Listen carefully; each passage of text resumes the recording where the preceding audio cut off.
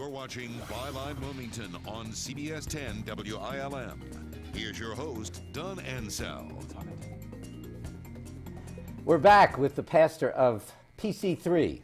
That's Port City Community Church, P and 3 C's. PC3 as it's come to be known, who are now experiencing congregations past 5,000 people. It started with a small group of students at a middle school.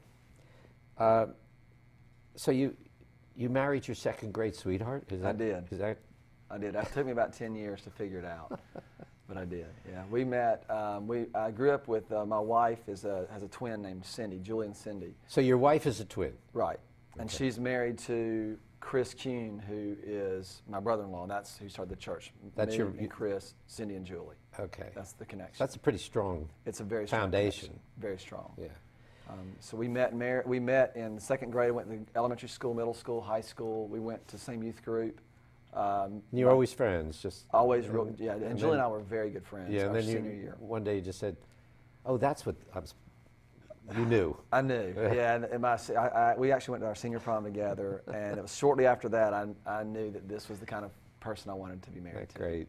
There's an interesting story about a pivotal moment in your life during an interview with the Chick-fil-A organization. Yes. I love this story. Tell our viewers about that. Well, I wanted to, as I got into architecture, I saw a lot of promise, and just there was a real struggle in me with the whole, you go in the ministry and you keep thinking, man, I'm not going to be able to do a lot of the things I want to do. So I was working at Chick-fil-A in the restaurant, had some pretty good connections at the corporate headquarters. My sister-in-law, Cindy, was an accountant at the corporate headquarters.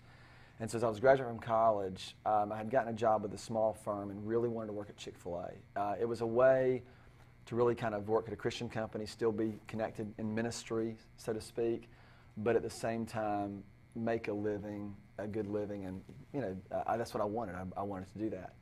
And so, not there's anything wrong with that, but I knew my drive was wrong. So I went to the interview, and I interviewed with the Director of Human Resources.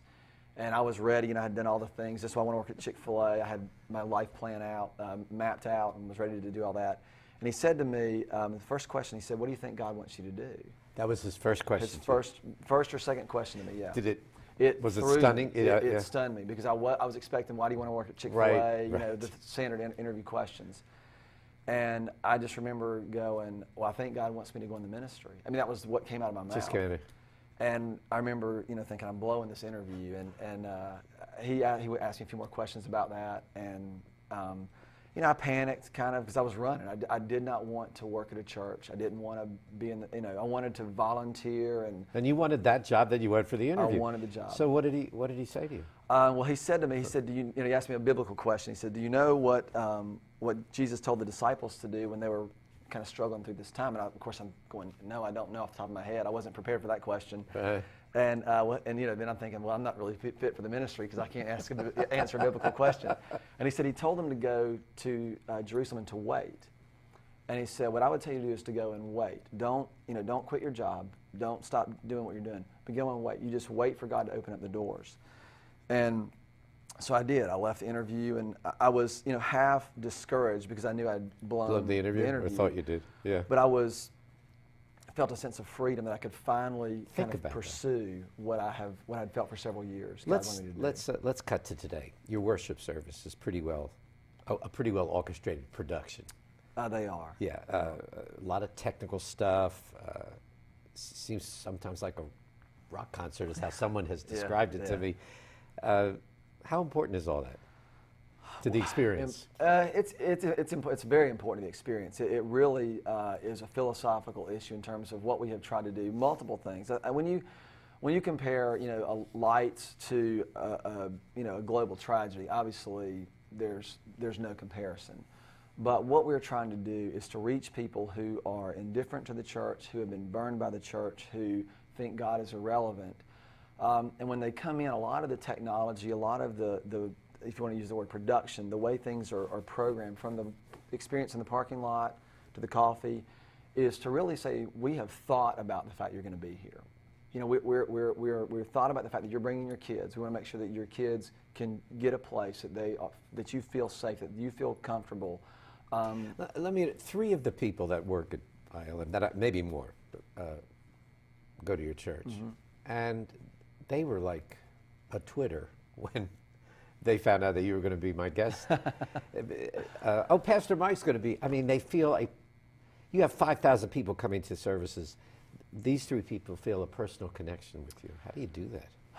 Oh, gosh. I think that's probably one of the, we were talking a few minutes ago about just how, what I do on Sundays, what my role is. And I think my style and the way, I don't want to say it's maybe the way I'm gifted, wired, is that I use a lot of personal stories and I'm very relational, and that seems to translate. And you didn't train for this, you just did it. I was a youth pastor for about 6 years. I spoke to high school, middle school kids, and I've always said if you can speak to high school, middle school kids, you can talk to anybody, because they'll throw paper at you if you're bad. Adults will be polite and they'll sit and listen. Well, is PC3 affiliated with a particular denomination? We are not. I grew up Southern Baptist, and when we started the church, a lot of it was just the stigma of different denominations. People, even if it was off base, it still carried a stigma. People said, well, oh, you're this, and so they must think this. And this gave us an opportunity to invite people to come and to experience. To cross all those barriers. To just eliminate them and say, how can we address where you are and what we believe God wants I've heard it referred to as liberal. As liberal, huh? I don't know, is that? Probably not. No. I'm very conservative in Do you take, theology. does this church take any stands on social issues? We do, but not publicly or politically. Obviously on Sunday morning we have to address a lot of issues, and we don't shy away from them from any strategy. I don't get caught up though in what's happening, and we deal with about every issue, but what I always want to do is to deal with it with the person and in the context that matters. It's very easy to get up and rail on one side of an issue or another. And if you have an audience, they'll go, yeah, that's the best thing I've ever heard. But to me, the thing is to be able to sit down and prepare our people to have the necessary conversations.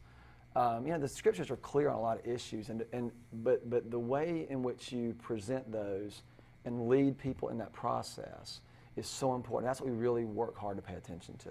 We're going to take another break. We'll come back with more from Pastor Mike Ashcraft, who leads the PC3 Port City Community Church.